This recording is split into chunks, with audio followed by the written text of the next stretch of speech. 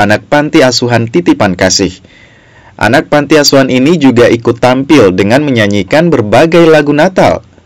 Dalam acara ini, pesan Natal dibawakan oleh Pendeta Anton Arwan sekaligus memimpin doa bersama. Seremoni kegiatan ini ditandai dengan penyalaan lilin serta penekanan tombol penyalaan lampu pohon Natal. Pohon Natal dibuat unik dengan menggunakan origami berbentuk kupu-kupu yang dibuat para staf Mercure Makassar. Dengan penyalaan pohon Natal diharapkan dapat membawa kebahagiaan. General Manager Mercure Makassar Nexa Petarani, Wiwit Nurseka bilang, Lead the Christmas Tree merupakan kegiatan penyalaan lampu pohon Natal yang dibuat khusus dengan mengundang anak panti asuhan.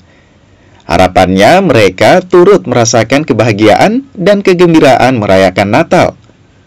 Kegiatan ini juga sebagai wujud dari semangat kepedulian dan berbagi di tengah masyarakat.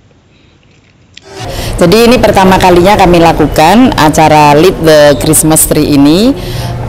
Jadi seperti apa ya namanya, menandakan bahwa kita mulai menyalakan pohon Natal ini. Pohon Natal ini sebenarnya sudah beberapa hari di lobi, sudah proses juga dalam hiasan-hiasannya begitu, tetapi memang kami sengaja menyalakannya dengan momen khusus begitu, dan kami undang adik-adik dari panti asuhan dengan harapan mereka juga ikut serta merasakan kebahagiaan dan kegembiraan dalam merayakan Natal.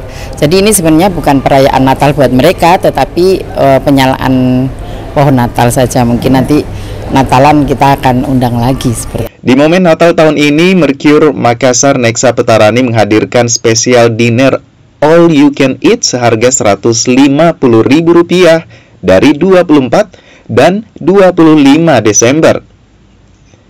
Sementara paduan suara dari anak panti asuhan akan bernyanyi setiap pukul 5 sore untuk menambah semarak suasana Natal. Arif Tirtana, Kompas TV Makassar.